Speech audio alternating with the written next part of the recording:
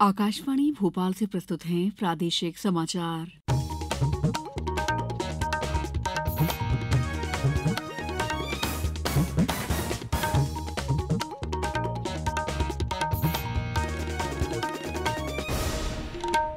नमस्कार, समाचारों के साथ मैं दीपा सिंह। प्रदेश में विधानसभा चुनाव के लिए मतगणना 3 दिसंबर को होगी। प्रदेश के 52 जिला मुख्यालयों में स्थापित मतगणना केंद्रों में मतों की गिनती सुबह 8 बजे से शुरू होगी।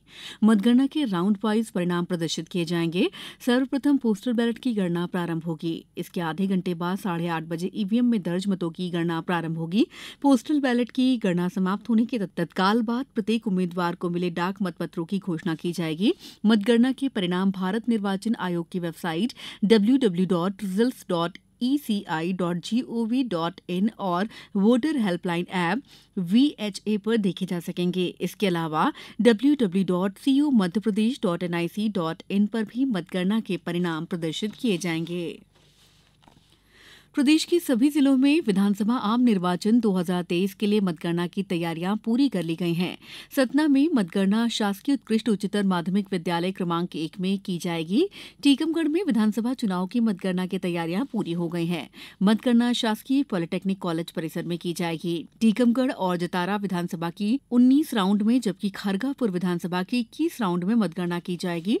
शिवपुरी जिले में पीजी कॉलेज में 5 विधानसभा चुनाव की मतगणना का काम होगा। मतगणना स्थल पर सुरक्षा व्यवस्था के पुख्ता इंतजाम किए गए हैं। त्रिस्तरीय सुरक्षा व्यवस्था रहेगी जिसमें एसएएफ और पुलिस फोर्स तैनात रहेगी। मतगणना में लगे अधिकारी कर्मचारी, मतगणना एजेंट और मीडिया प्रतिनिधियों को प्रवेश पत्र के साथ ही प्रवेश दिया जाएगा। मतगणना स्थल में मोबाइल फोन नहीं ले जा सकेंगे। आगर मालवा जिले की आगर और सुसनेर विधानसभा क्षेत्र के मतगणना स्थल पर अधिकृत व्यक्ति को ही प्रवेश दिया जाएगा। मीडिया कर्मियों को मीडिया कक्ष तक आने हेतु भारत निर्वाचन आयोग द्वारा जारी मतगणना प्रवेश पास दिखाकर प्रवेश करना होगा। पन्ना जिले की सभी 3 विधानसभा क्षेत्रों की मतगणना शासकीय पॉलिटेक्निक कॉलेज में होगी। मतगणना की जानकारी देने के लिए परिसर में मीडिया सेंटर बनाया जा रहा है। तेलंगाना में 119 सदस्यों वाली विधानसभा के चुनाव के लिए आज मतदान हो रहा है। सवेरे 7 बजे शुरू हुआ मतदान शाम 5 बजे तक चलेगा। वामपंथी उग्रवाद से प्रभावित 13 निर्वाचन क्षेत्रों में शाम 4 बजे तक वोट डाले जाएंगे। चुनाव में 2290 उम्मीदवार मैदान में हैं। राज्य में स्वतंत्र और निष्पक्ष चुनाव सुनिश्चित करने के लिए राज्य की विशेष पुलिस की 50 कंपनियां और केंद्रीय सशस्त्र पुलिस बलों की 375 कंपनियां समूचे राज्य में तैनात की गई हैं। इसके अलावा पड़ोसी राज्यों के 23,000 से अधिक होमगार्ड और 45,000 पुलिसकर्मियों को भी तैनात किया गया है। राष्ट्रपति द्रौपदी मुर्मू ने आज पुणे के खड़गवासला में राष्ट्रीय रक्षा अकादमी एनडीए के 145वें बैच की पासिंग आउट परेड का निरीक्षण किया।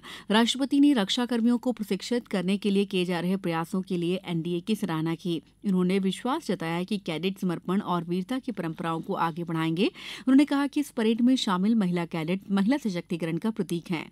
राष्ट्रपति ने कहा कि वसुदेव कुटुंबकम हमारी संस्कृति है और सेना देश में शांति, स्थिरता और समृद्धि को बढ़ावा देने में पूरी तरह सक्षम है। प्रदेश में पिछले 4 दिनों से मौसम सर्द है। भोपाल, रायसेन, उमरिया, नरसिंहपुर और बालाघाट सहित कई जिलों में भी बारिश हुई।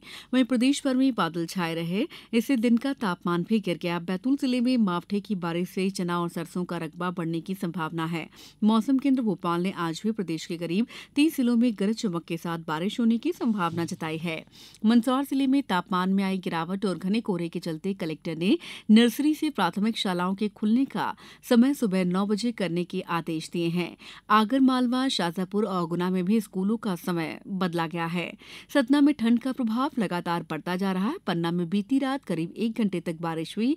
इसे किसानों की रबी फसल के लिए लाभकारी समझा जा रहा है। अब कुछ समाचार संक्षेप में।